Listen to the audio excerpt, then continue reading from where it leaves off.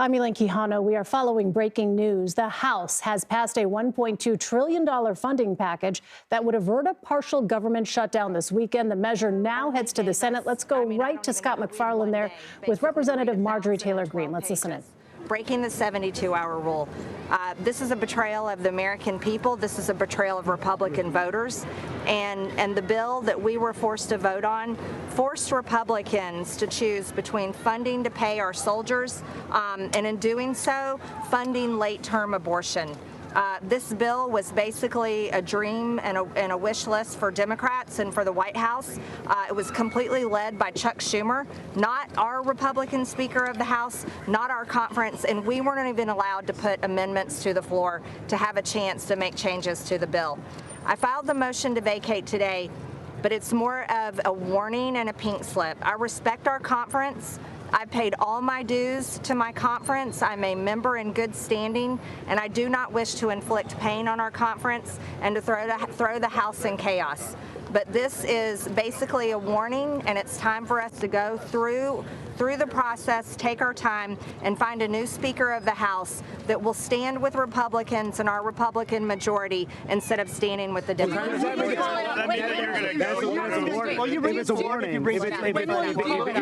If it's a warning, does that mean that you're actually not going to go through and force this vote? No, I will.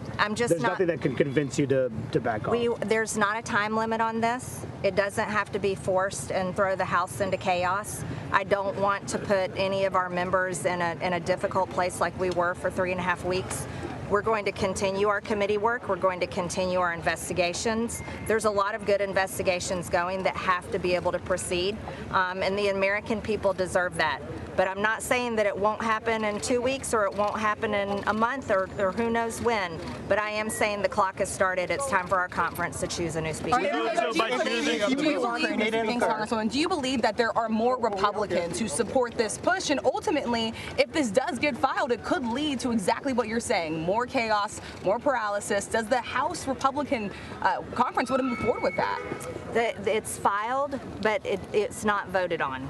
It only gets voted on until I call it to the floor for a vote. Right. Jeffries has said he would help potentially, or not he would help, but the Democrats might be willing to help him survive if there was a motion to vacate.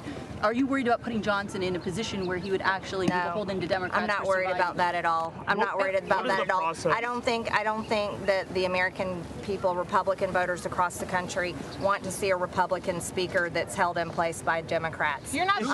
This is not exactly what people want. You're not Who would you like to see as speaker? Who would you like to see? This would be up to our conference. Our conference works together to choose a speaker, and we need a speaker that supports all of us, not a speaker that breaks the 72-hour rule, will not let us vote on amendments or introduce amendments to major funding bills.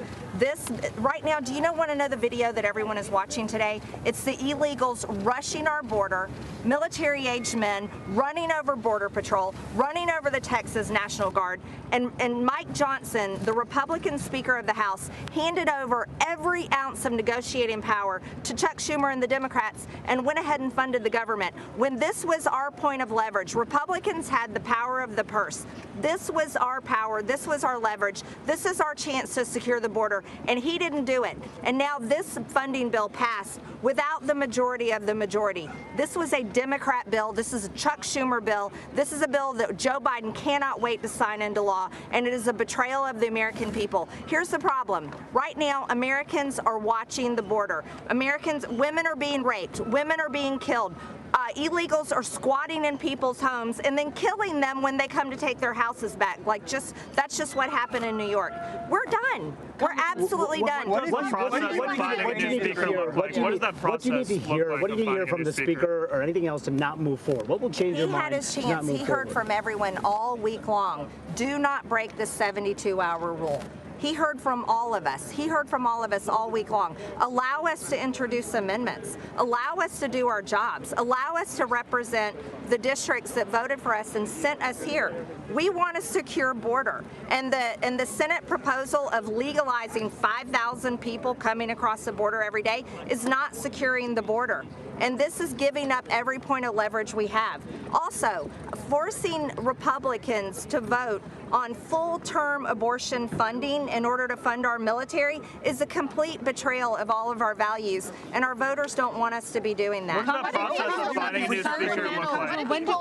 When do you plan to call this resolution to close? Again, I don't have a timeline. There you heard the breaking news on Capitol Hill right now. $1.2 trillion funding package passed by the House now goes to the Senate. This legislation provides funding for several critical government operations through September 30th. That includes the Departments of Defense, Homeland Security, State, and even the legislative branch itself. Senators now only have hours to approve this package and send it to President Biden's desk. The partial shutdown deadline is midnight tonight. In that scrum that we saw a moment ago, CBS News congressional correspondent Scott MacFarlane there on Capitol Hill getting the very latest reaction from Marjorie Taylor Greene, representative Republican of Georgia, who is clearly, Scott, unhappy with this development. Tell us what she did today. What she did was file a piece of paper that gives her the ability, when Congress returns here later in this spring, to make a move to oust the House Speaker, Mike Johnson. Of course, we saw the first ever ousting of a House Speaker late in 2023 when Republicans joined Democrats to oust Kevin McCarthy. She's setting the table to try that again, but it doesn't happen immediately, Elaine. She's starting a process that she can call up when she sees fit, presumably with some number of supporters to try to oust Mike Johnson, maybe not a sufficient number of supporters to oust Mike Johnson. She made clear during that rather lengthy press conference she staged here on the east steps of the Capitol that she's using this as leverage, trying to exert change in how Speaker Johnson operates the U.S. House. She has any number of concerns that are shared by other Republicans that they are operating outside of traditional rules in the U.S. House. The bill that just passed to avert a government shutdown passed outside of normal procedures, Elaine. They needed 2/3 of all votes because they were circumventing the traditional procedures of the House because they're gridlocked. She says that is unacceptable moving forward, and she might make a move later this spring to try to oust the Speaker because of it. So, Scott, let's just back up for our viewers who may just be coming to this now because they have been hearing about this back and forth for some time. But why did the House vote on this bill just today? Is it surprising that it passed? The brinksmanship is actually becoming somewhat customary. This has been about a half dozen times since September. They've waited till the last minute to keep the government funded. But that's a symptom of a larger dysfunction that is unique to this Congress.